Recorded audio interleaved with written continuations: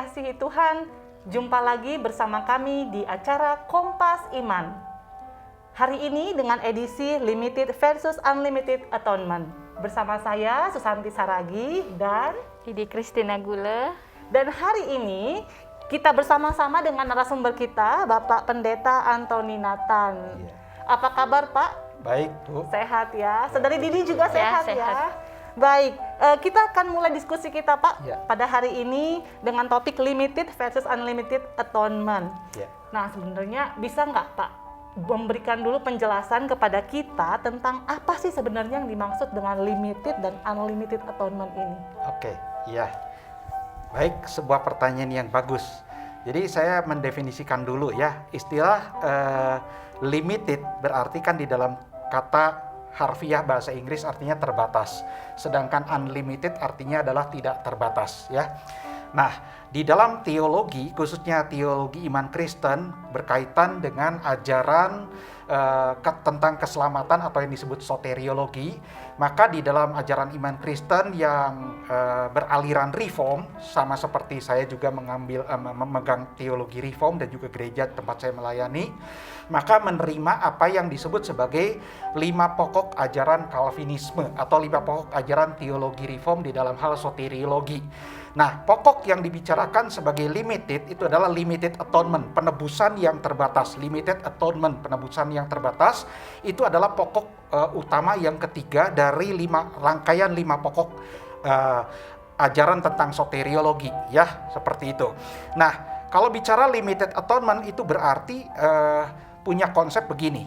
Pengertian dari limited atonement adalah bahwa karya penebusan yang dikerjakan oleh Yesus Kristus melalui kedatangannya pertama, baik melalui seluruh hidupnya maupun melalui penderitaan dan kematiannya, itu memang hanya terbatas, baik itu tujuannya maupun efektivitasnya terbatas kepada orang-orang yang telah dipilih oleh Allah sebelum dunia ditetapkan sebagai kaum pilihan. Jadi bukan untuk semua orang. Sedangkan ajaran unlimited atonement itu adalah ajaran yang menentang pokok yang ketiga ini. Dengan mengatakan bahwa sebetulnya Yesus Kristus ketika datang ke dalam dunia, maka dia mengerjakan sebuah karya penebusan untuk semua orang, seluruh dunia. Memakai ayat-ayat yang mengatakan bahwa dia datang untuk mengangkut dosa seluruh dunia, sehingga diartikan seluruh dunia adalah semua orang, semua orang dalam pengertian semua individu, sehingga kemudian orang yang menganut paham unlimited atonement mengatakan bahwa karya Yesus Kristus sebetulnya diperuntukkan untuk semua orang penebusannya. Tetapi orang yang unlimited atonement selama masih berada di dalam teologi reform masih mempercayai bahwa efektivitasnya akan terbatas kepada kaum pilihan, ya begitu. Jadi Tuhan Yesus menyediakan penebusan untuk semua orang, tetapi nanti yang akan menyambut atau menerimanya hanya terbatas kepada kaum pilihan. Jadi penebusannya unlimited. Nah sebetulnya istilah unlimited dengan konsep yang seperti itu, secara logika dan secara logika dan biblika itu bertentangan dengan kesemua pokoknya, begitu ya.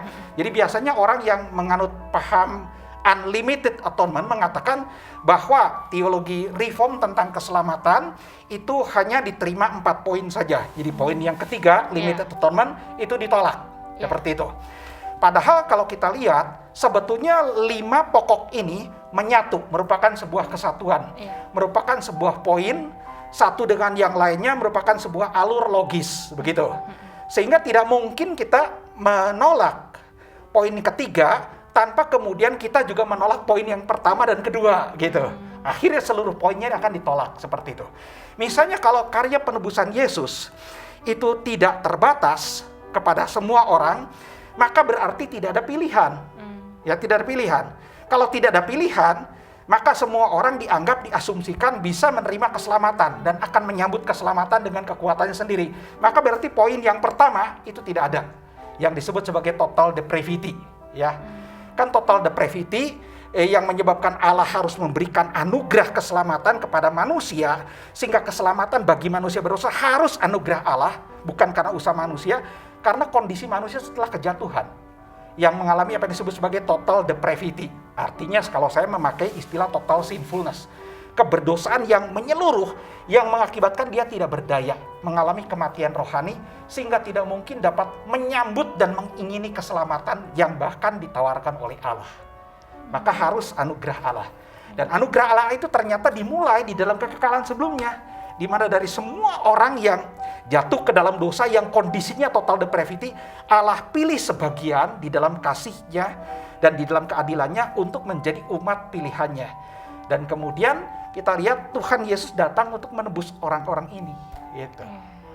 Jadi itulah yang bisa saya jelaskan. Iya Pak, tapi saya pernah mendengar beberapa teolog menghilangkan poin L yang Bapak tadi jelaskan. Poin ketiga itu dalam pokok ajaran Calvinisme yang disingkat dengan akronim TULIP menjadi TUIP. Nah, sebenarnya seberapa penting ajaran limited atonement ini dalam ajaran keselamatan, Pak? Ya, sangat penting karena seperti yang tadi saya sudah katakan bahwa sebetulnya 5 pokok Calvinisme, atau saya lebih suka menyebutnya 5 pokok soteriologi dari teologi reform, ya, reform soteriological teaching, begitu ya, seperti itu. Saya mengatakan sebetulnya 5 pokok itu merupakan sebuah kesatuan yang tidak dapat dipisahkan. Kalau salah satu ditolak atau salah satu ditiadakan, salah satu dicabut, maka sama dengan meruntuhkan seluruhnya, begitu. Meruntuhkan baik nanti poin yang keempat dan kelima dan seterusnya.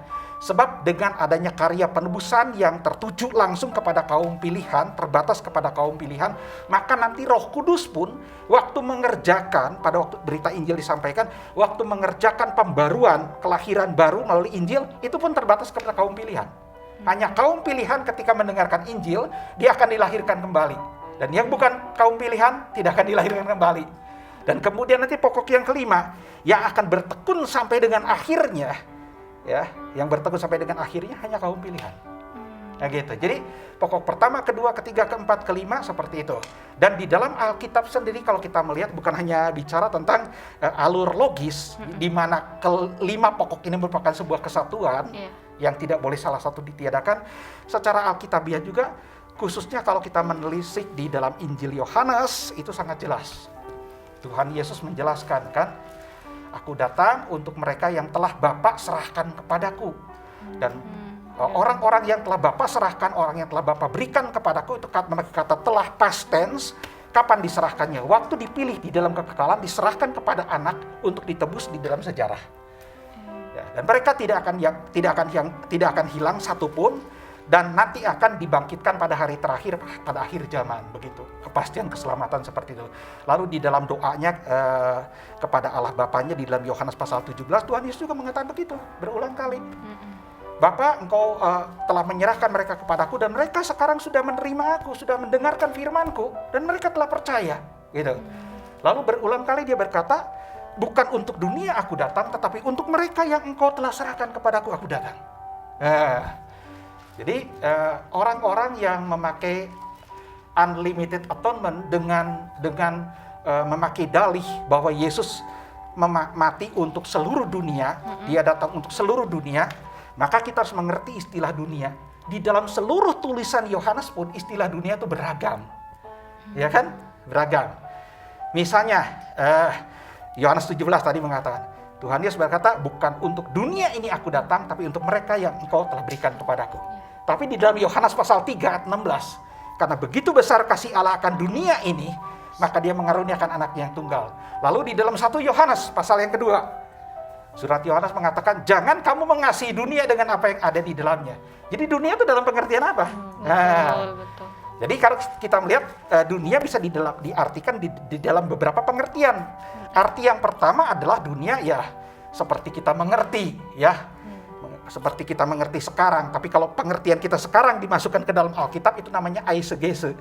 Dunia dalam pengertian adalah secara bentuk bola dunia dan meliputi seluruh orang yang ada di dalamnya, begitu kan dunia. Tapi kita lihat pada zaman Alkitab tidak punya pengertian seperti itu, dunia itu. Ya, kalau di dalam surat 1 Yohanes mengatakan jangan kamu ngasih dunia, sistem dunia yang sudah bobrok, sistem kehidupannya bicara dunia. Pada satu sisi Yohanes menuliskan yang dimaksud dengan kata dunia memakai kata yang sama, kata kosmos.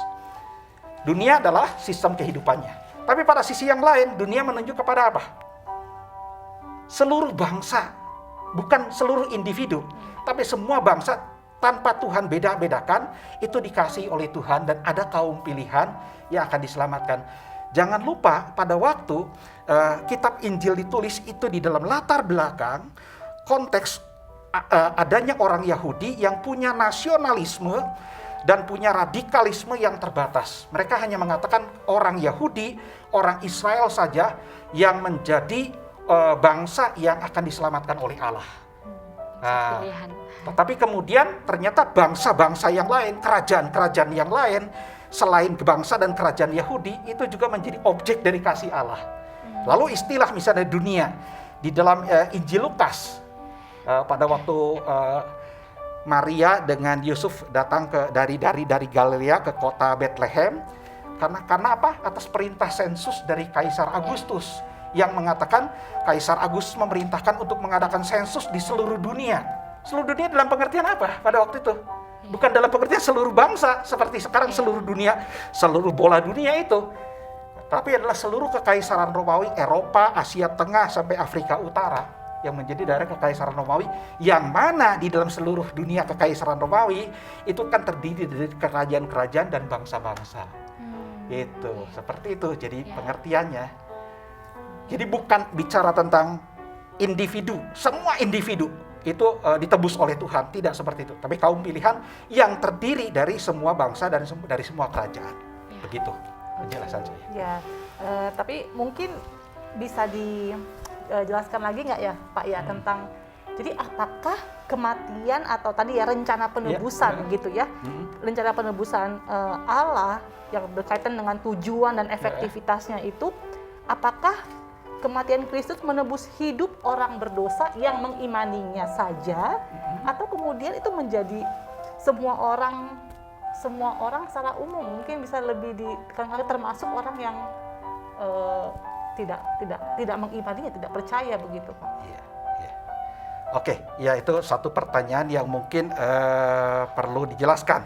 Jadi di dalam Alkitab dijelaskan bahwa memang Tuhan memberikan anugerah iman kepada orang-orang yang memang akan diselamatkan. Jadi iman itu merupakan sarana anugerah yang Tuhan berikan supaya orang berdosa bisa menerima karya penebusan yang dikerjakan oleh Kristus. Jadi sebetulnya kita dibenarkan bukan karena adanya iman, tetapi melalui iman. Karena yang membenarkan itu adalah karya penebusan Kristus.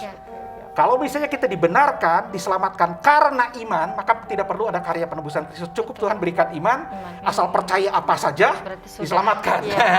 Maka terjemahannya bukan dibenarkan karena iman, tetapi diselamatkan melalui iman. Ya, save through faith. Ya, seperti itu, diselamatkan atau dibenarkan, justified through faith alone, dan seterusnya.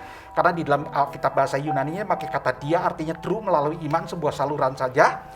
Jadi begini, tidak mungkin kepada orang yang tidak dipilih Tuhan memberikan karunia iman. Sangat aneh sekali, gitu kan? Sepanjang orang itu tidak dipilih, maka sekalipun karya penebusan yang dikerjakan oleh Kristus melalui berita Injil disampaikan, orang itu sampai kapanpun tidak akan percaya. Akan terus hidup di dalam kegelapan. Dan itu dijelaskan di dalam Injil Yohanes pasal yang ketiga.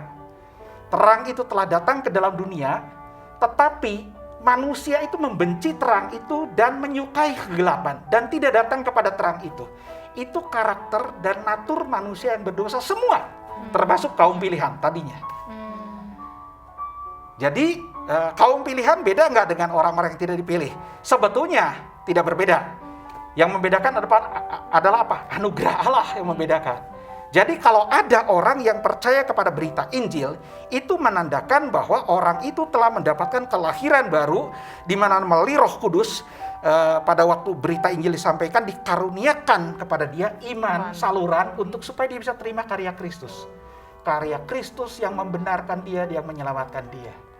Begitu. Iya, ini menarik sekali ya, karena kata-katanya mungkin kita kalau tidak memaknainya dengan benar bisa menjadi salah memahami masalah iman dan keselamatan yang tadi ya. Mungkin sudah punya pertanyaan yang lain. Kita tahu bahwa Allah kita adalah Maha yang kasih ya Pak ya. Menurut iman Kristen, kenapa Allah menyelamatkan orang yang percaya pada Kristus saja? Ya seperti yang Bapak jelaskan tadi. Justru kasihnya di mana? Iya, gitu di mana gitu. Ya, oke. Ya, dijawab dari sisi dua hal ya. Kita lihat dari sisi Kristusnya saja, begitu ya. Mengapa Allah hanya menyelamatkan orang yang percaya kepada Yesus Kristus? Karena memang dari sejak kekekalan di dalam kedaulatan dan kehendak Allah, di dalam rancangan Allah, ketetapan keselamatan hanya melalui satu jalan, yaitu melalui anaknya, melalui putranya, melalui pribadi yang kedua dari Tritunggal ditetapkan untuk menjadi juru selamat. Karena di dalam kekekalan sebelumnya, pada waktu Allah memilih sebagian orang berdosa untuk dijadikan umatnya sebelum dunia dijadikan, maka bukan hanya pemilihan itu terjadi kepada orang yang dipilih, tetapi dipilih juga jalannya. Bagaimana kaum pilihan sampai kepada keselamatan, dan dipilih siapa yang menjadi juru selamatnya. Dan juru selamat yang dipilih adalah Yesus Kristus. Yesus Kristus, tidak ada cara lain. Nah, kemudian yang kedua, kita bicara dari sisi Allahnya. Dari sisi Allahnya, mengapa Allah hanya mengasihi sebagian orang, kurang lebih begitu ya? Iya, betul. Tidak mengasihi seluruhnya, bukankah Dia Maha Kasih? Nah, jangan lupa kita harus melihat Allah dari segala sisi, dari semua aspek, dari semua atribusinya, dari semua sifatnya. Allah itu bukan hanya kasih, tetapi Dia juga adil, begitu kan? Dia juga adil. Di dalam keadilannya, semua orang yang berdosa itu harus dihukum, harus ada yang dihukum, ya, supaya keadilannya itu dieksekusi. Sebab kalau kemudian tidak ada yang dihukum, maka keadilannya tidak nyata. Betul. Nah, tidak nyata. Tetapi kemudian kita bisa melihat kasih Allah itu bukan hanya dilihat dari sisi Dia harus menyelamatkan seluruhnya. Dia kasihnya harus menyelamatkan seluruhnya, bukan.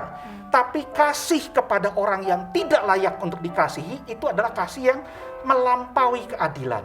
Itu yang disebut maha. Bagaimana kemudian kasih Allah kepada kaum pilihan Allah itu bisa menanggulangi persoalan keadilan Allah. Mengasihi dan menyelamatkan tanpa mengorbankan keadilan Allah. Itu luar biasa, hanya bisa dilakukan oleh Allah. Begitu. Maka di dalam hal inilah bagaimana kasih Allah itu yang bisa menanggulangi problem keadilan Allah tanpa meniadakan, tanpa menegasikan keadilan Allah, ya. Kasih yang tidak serta-merta, tetapi kasih ini bisa menyelamatkan kaum pilihan. Begitu. Jadi kalau ada pun yang diselamatkan, itu sudah menunjukkan Allah luar biasa kasihnya. Sebab kalaupun Allah tidak menyelamatkan siapapun, Dia tidak berhutang kepada siapapun. Begitu. Seperti itu. Ya, terima kasih ya Pak, sangat memberkati ya untuk tema kita pada pagi hari ini. Nah, untuk sekarang ini ya kiranya jemaat Tuhan dapat diberkati oleh penjelasan dari narasumber kita. Selamat menyaksikan Kompas Iman selanjutnya. Tuhan Yesus memberkati.